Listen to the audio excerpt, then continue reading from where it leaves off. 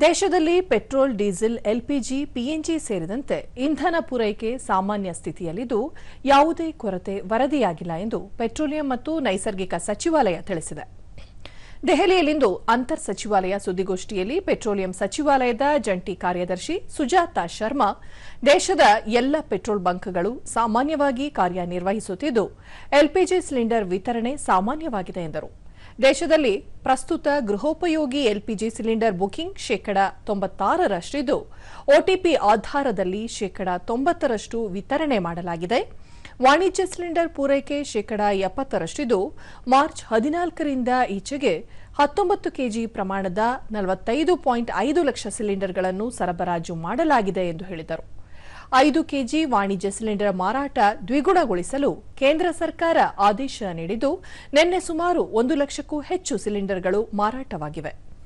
5 KG ವಾಣಿಜ್ಯ cylinder ಪೂರೈಕೆ ಬಗ್ಗೆ ಜನಜಾಗೃತಿ ಮೂಡಿಸಲು ತೈಲ ಸಂಸ್ಥೆಗಳು ಕಳೆದ 4 ದಿನಗಳಲ್ಲಿ 1300ಕ್ಕೂ ಹೆಚ್ಚು ಶಿಬಿರಗಳನ್ನು ಆಯೋಜಿಸಿವೆ ಎಂದು ತಿಳಿಸಿದರು.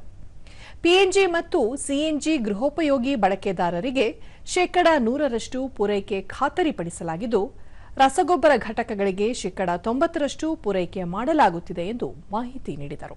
इनमें लगभग 4300 रेड हुई हैं, लगभग 1200 सिलेंडर सीज हुए हैं.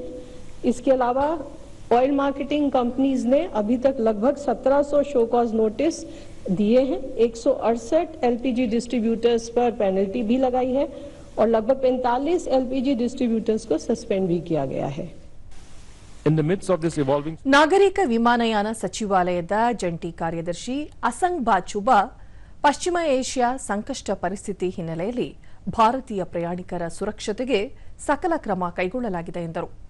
Iraq, Iran, Bahrain, Jordan, Israel, UAE ಸೇರಿದಂತೆ ಪಶ್ಚಿಮ ಏಷ್ಯಾ ರಾಷ್ಟ್ರಗಳಲ್ಲಿ ವಿಮಾನಯಾನಕ್ಕೆ ಹಲವು ನಿರ್ಬಂಧಗಳಿದ್ದು ಸಂಚಾರ ವ್ಯತ್ಯಯವಾಗಿದೆ. ಈ ಜಾಗತಿಕ ಸವಾಲುಗಳ ನಡುವೆ ಪ್ರಯಾಣಿಕರ ಮತ್ತು ವಿಮಾನ ಸಂಸ್ಥೆಗಳ ಹಿತಾಸಕ್ತಿಗಾಗಿ ಸರ್ಕಾರ ಮಧ್ಯಪ್ರವೇಶಿಸಿ ಕೆಲವು ಕ್ರಮ ಕೈಗೊಂಡಿದೆ ಎಂದು ವಿವರಿಸಿದರು. ದೇಶೀಯ ವಿಮಾನಯಾನ ಸಂಚಾರ ದರ ಸ್ಥಿರಗೊಳಿಸಲು ಅಗತ್ಯ ಕ್ರಮ ವಹಿಸಲಾಗಿದ್ದು ಅತ್ಯಗತ್ಯ ಪೂರೈಕೆ ಸರಣಿ ಸುಸ್ಥಿರತೆಗಾಗಿ ಈ ವಲಯದ ಎಲ್ಲ ಭಾಗಿದಾರರೊಂದಿಗೆ ಸಮನ್ವಯದಿಂದ ಕಾರ್ಯನಿರ್ವಹಿಸಲಾಗುತ್ತಿದೆ. ಪೈಲಟ್ಗಳ ಕರ್ತವ್ಯ ವೇಳೆ ನಿಯಮದಲ್ಲಿ ತಾತ್ಕಾಲಿಕ ಸಡಿಲಿಕೆ ಮಾಡಲಾಗಿದೆ ಎಂದರು. Some operational relaxations have also been extended, especially in the case of those longer routes, like I mentioned, to manage the strain on longer routes, basically, for which the DGCA has temporarily relaxed pilot flight duty time limitations to prevent acute crew shortages. To maintain essential supply chains, foreign carriers such as Emirates, Kuwait Airways,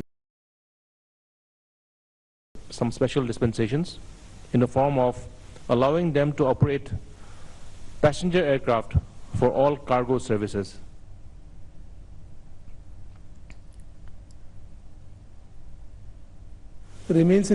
ಬಂದರು, ನೌಕಾಯಾನ ಮತ್ತು ಜಲಮಾರ್ಗ ಸಚಿವಾಲಯದ ಹೆಚ್ಚುವರಿ ಕಾರ್ಯದರ್ಶಿ ಮುಖೇಶ್ ಮಂಗಲ್ ಪಶ್ಚಿಮ Asia ಪ್ರದೇಶದಲ್ಲಿರುವ 16 ಭಾರತೀಯ ನೌಕೆಗಳು ಮತ್ತು 433 ಭಾರತೀಯ ನಾವಿಕರು ಸುರಕ್ಷಿತವಾಗಿದ್ದು ಕಳೆದ 24 ಗಂಟೆಯಲ್ಲಿ ಯಾವುದೇ ಅಹಿತಕರ ಘಟನೆ ವರದಿಯಾಗಿಲ್ಲ ಎಂದರು.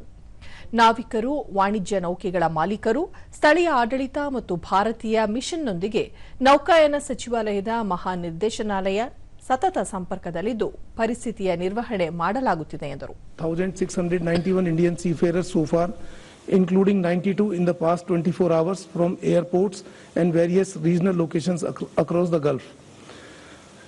The ports remain operational and normal in India with no congestion reported. State maritime boards have also confirmed about smooth functioning. The ministry continues to coordinate with the Ministry of External Affairs for return to India. An update on the status of flights. Flights continue to operate from the region to India from ವಿದೇಶಾಂಗ ಸಚಿವಾಲಯದ ಹೆಚ್ಚುವರಿ ಕಾರ್ಯದರ್ಶಿ ಅಸೀಂ ಮಹಾಜನ್ ಪಶ್ಚಿಮ Asia ಮತ್ತು ಕೊಲ್ಲಿ ಪ್ರದೇಶದಲ್ಲಿನ ಭಾರತೀಯರ ಅದರಲ್ಲೂ ವಿಶೇಷವಾಗಿ ಭಾರತೀಯ ವಿದ್ಯಾರ್ಥಿಗಳ ಸುರಕ್ಷತೆ, ಭದ್ರತೆ ಮತ್ತು ಯೋಗಕ್ಷೇಮಕ್ಕೆ ಎಲ್ಲ ಕ್ರಮ ಕೈಗೊಳ್ಳಲಾಗಿದ್ದು ಪರಿಸ್ಥಿತಿಯ ಸತತ ನಿಗಾ ವಹಿಸಲಾಗಿದೆ ಎಂದರು. ಸಂಘರ್ಷ ಪೀಡಿತ ಪ್ರದೇಶಗಳಿಂದ ನೆರೆಯ ರಾಷ್ಟ್ರಗಳಿಗೆ ಭಾರತೀಯರು ತೆರಳಲು ಅಗತ್ಯ ನೆರವು ನೀಡಲಾಗುತ್ತಿದ್ದು ಭಾರತೀಯ ದೂತಾವಾಸ ಮತ್ತು ರಾಯಭಾರ ರಾಯಭಾರ ಕಚೇರಿಗಳೊಂದಿಗೆ ಸತತ ಸಮನ್ವಯ ಸಾಧಿಸಲಾಗಿದೆ. ದೂರುಗಳನ್ನು ಕ್ಷಿಪ್ರವಾಗಿ ಬಗೆಹರಿಸಲು ಹಾಗೂ ನೆರವು ಕೋರಿಕೆಗೆ ತಕ್ಷಣ ಪ್ರತಿಕ್ರಿಯೆ ನೀಡಲು ಪ್ರತ್ಯೇಕ ನಿಯಂತ್ರಣ ಕೊಠಡಿ ಸ್ಥಾಪಿಸಲಾಗಿದ್ದು, ಆಂತರಿಕವಾಗಿ ಎಲ್ಲ ರಾಜ್ಯ ಹಾಗೂ ಕೇಂದ್ರಾಡಳಿತ ಪ್ರದೇಶಗಳೊಂದಿಗೆ ಸತತ ಸಂಪರ್ಕದಲ್ಲಿರಲಾಗಿದೆ ಎಂದು ಹೇಳಿದರು. ಕಳೆದ ಫೆಬ್ರವರಿ 28ರಿಂದ ಕೊಲ್ಲಿ ರಾಷ್ಟ್ರಗಳಿಂದ 7,60,000 ಭಾರತೀಯ ಪ್ರಯಾಣಿಕರು ಸ್ವದೇಶಕ್ಕೆ ವಾಪಸ್ಸಾಗಿದ್ದಾರೆ ಎಂದು ಅವರು ಮಾಹಿತಿ ನೀಡಿದರು. Commercial flights from Dammam airport of Saudi Arabia to various destinations in India. Our embassy in Tehran has so far facilitated movement of 1,862 Indian nationals from Iran to Armenia and Azerbaijan for onward travel to India.